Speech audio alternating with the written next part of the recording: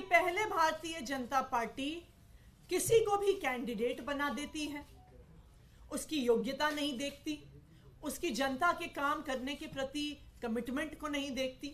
आज मैं भारतीय जनता पार्टी को चैलेंज देती हूं कि वो हमें बताएं कि पिछले 5 साल में उनके किसी भी सांसद ने कोई एक भी काम करके दिखाया हो तो। पार्टी क्या करती है? पहले किसी यूजलेस कैंडिडेट को वो टिकट देती है, उसके बाद 5 साल तक वो कोई काम नहीं करते हैं। 5 साल के बाद भारतीय जनता पार्टी कहती है कि अब हम टिकट बदल रहे हैं, अब हम किसी नए व्यक्ति को लाकर यहां से चुनाव लड़वा रहे हैं।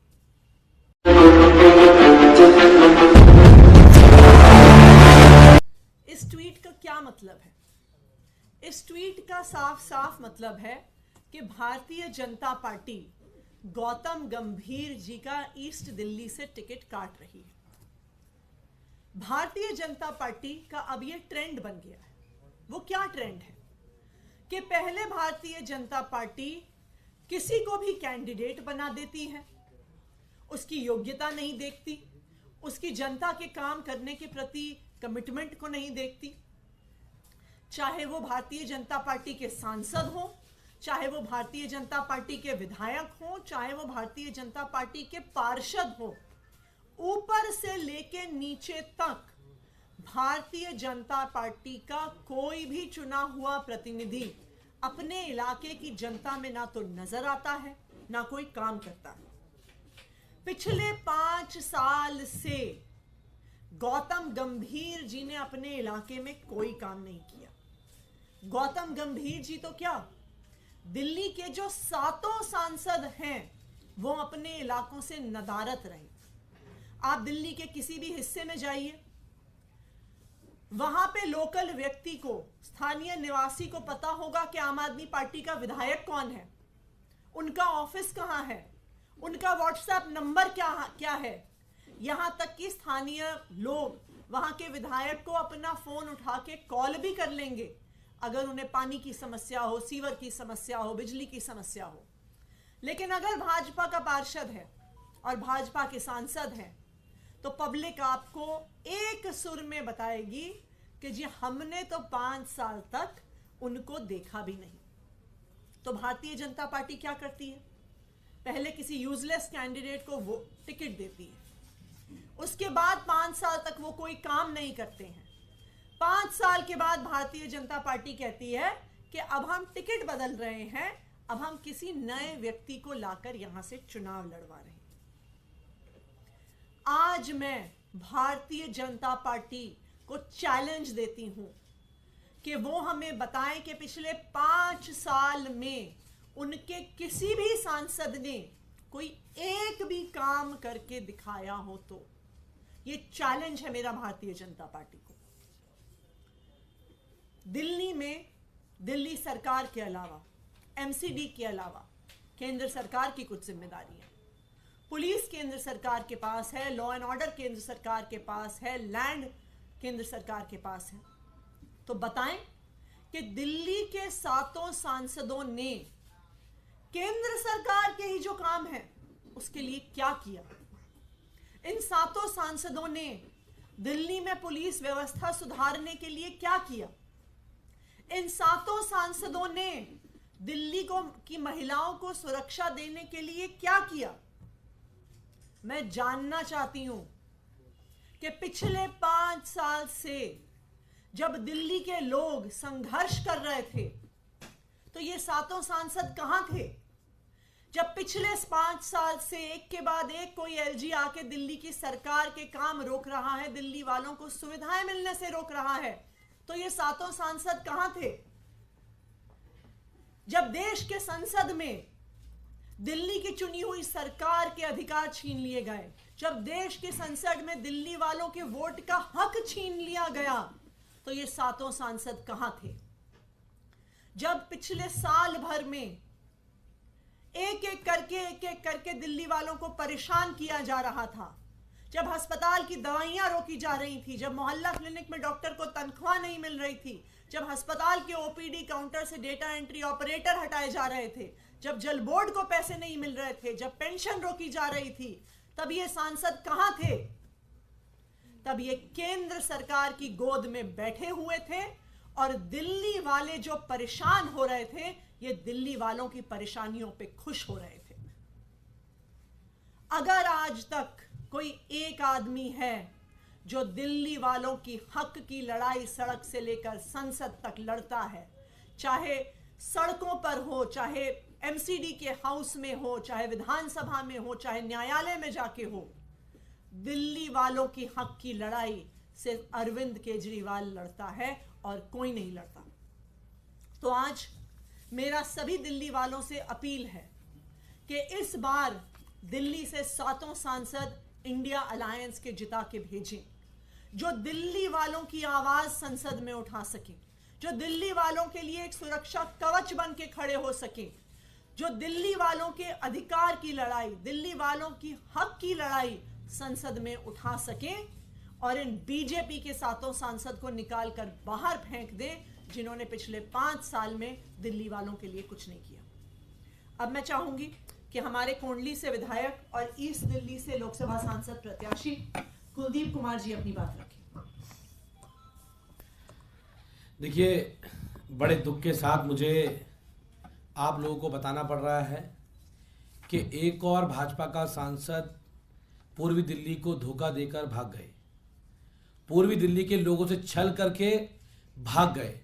पूर्वी दिल्ली की बदकिस्मती रही है कि 2014 में वहां पर भारतीय जनता पार्टी ने महेश गिरी जी को चुनाव लड़ाया और 2014 में जब चुनाव लड़ाया, वो गुजरात से दिल्ली चुनाव लड़ने के लिए आए और चुनाव के अंदर जीतने के बाद महेश गिरी जी 2014 से लेकर 2019 तक पूर्वी दिल्ली के किसी भी गली में, किसी भी मोहल्ले में, किसी के सुख में, किसी के दुख में कोई काम कराना हो, कुछ कराना हो, कभी नहीं मिले।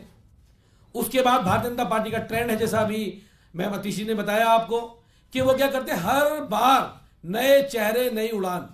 अब ये पहले वाला ठीक नहीं था, नया लेके आ रहे हैं, इसको लड़ा देते हैं। 2019 में फिर गौतम गंभीर जी को टिकट दिया गया। गौतम गंभीर जी अच्छे सेलिब्रिटी थे, उनको ही पूर्वी दिल्ली के लोगों ने जिता के भेजा। लेकिन मुझे कहते हुए और बताते हुए आपको दुख भी हो रहा है कि 2019 से लेकर आज हम 2024 में बैठे हैं। अगर एक जगह गौतम गंभीर जी पूर्वी दिल्ली में गए हो तो मैं उन्हें चैलेंज करता हूं। अगर उन्होंने एक काम पूर्वी दिल्ली के लोगों के लिए किया हो, कोई सड़क का काम किया हो, कोई बारात घर बनाया हो, कहीं पुलिस की व्यवस्था की गई हो, बहुत सारी दिक्कतें पूर्वी दिल्ली के लोगों को आई, कोविड काल के अंदर आई, लेकिन पूर्वी दिल्ली के लोगों का हालचाल जानने के लिए कभी सांसद जी नहीं आए आज तक।